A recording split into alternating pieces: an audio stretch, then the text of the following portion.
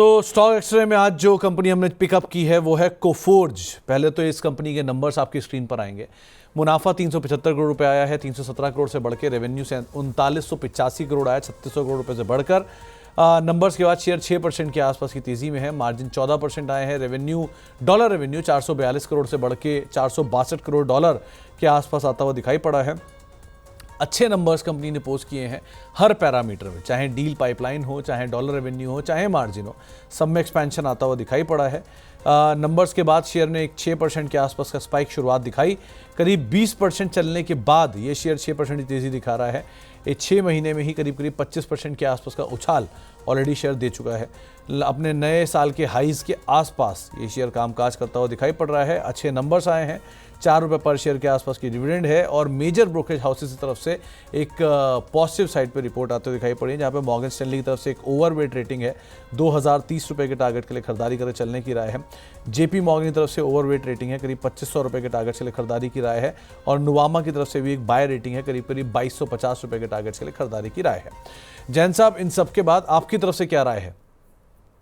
Sir, breakout आया है, वो भी गैप के साथ, और वीकली ऑर्डर ब्लॉक 1838 के ऊपर टिक रहा है।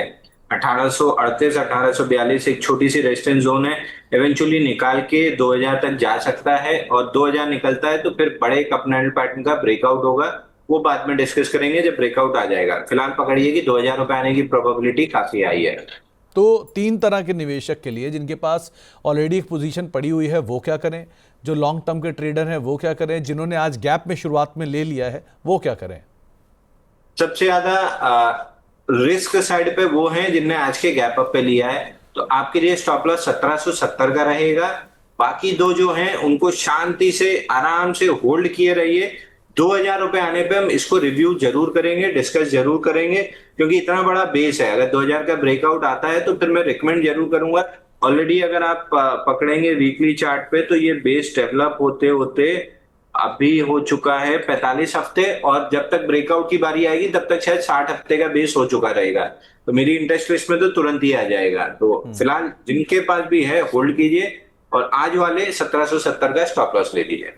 1770 का एक स्टॉप लॉस लेके आप बने रहिए, और बाकी जिनके पास है वो आराम से बने रहिएगा। अब जैन साहब, जाने का समय भी हो रहा है आपके, तो जाने से पहले आपने किसी शेयर पर नजर रखी हुई है? आपको लग रहा है कोई शेयर लॉन्ग शॉर्ट साइड पे दिखा जा सकता है? सर, आज सुबह से 8-9 बाई कॉल दिए थे, लगभग उसमें से 7-8 में रिस्क फ्री हो चुके हैं, 1-2 में टारगेट भी हो चुका है। लेकिन जयकॉर्प मैंने सुबह भी बाई दिया था, अभी भी मेरे को अच्छा लग रहा है, बट अभी रेजिस्टेंस जोन पे है तो इमीडिएट बाई नहीं दूंगा। लेकिन जयकॉर्प पे ध्यान रखिएगा। इमीडिएट अगर आपको बाई करना है तो एक इंदिरा मेडिको स्टॉक है जिसमें ब्रेकआउट आ रहा है इमीडिएट, अभी 555 का ब्रेकआउट बना है, तो 555 पे बाई कर सकते हैं।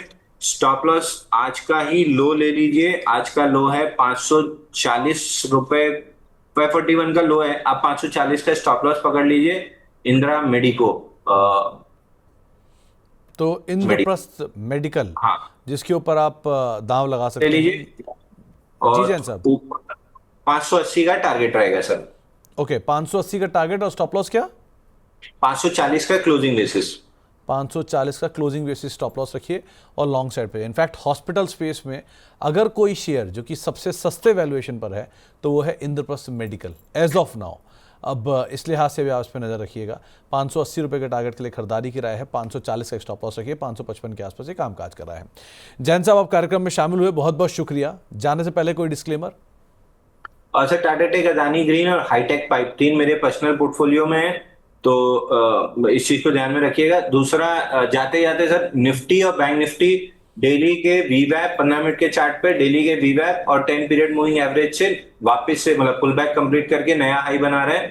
तो यहाँ से सेकेंड हाफ में मे बी निफ्टी पे 26,025 से लेके 26,075 तक का स्पॉट पे टारगेट, और बैंक निफ्टी 58,300 तक जा सकती है। स्टैंडर्ड डिस्क्लेमर, बैंक निफ्टी और निफ्टी दोनों हमारे क्लाइंट्स के पास लॉन्ग हो सकती है।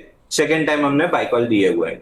ओके, तो जैन साहब की तरफ से एक राय आपको दी गई है, और 26,000 पार शायद निफ्टी गोइंग फॉरवर्ड आता हुआ दिखाई पड़ सकता है, ये एक राय भी है। जैन साहब, आप कार्यक्रम में शामिल हुए, बहुत बहुत शुक्रिया दर्शकों के सवालों के जवाब देने के लिए, कार्यक्रम का हिस्सा बनने के लिए, और सभी शेयरों पर अपनी राय रणनीति हमारे साथ साझा करने के लिए।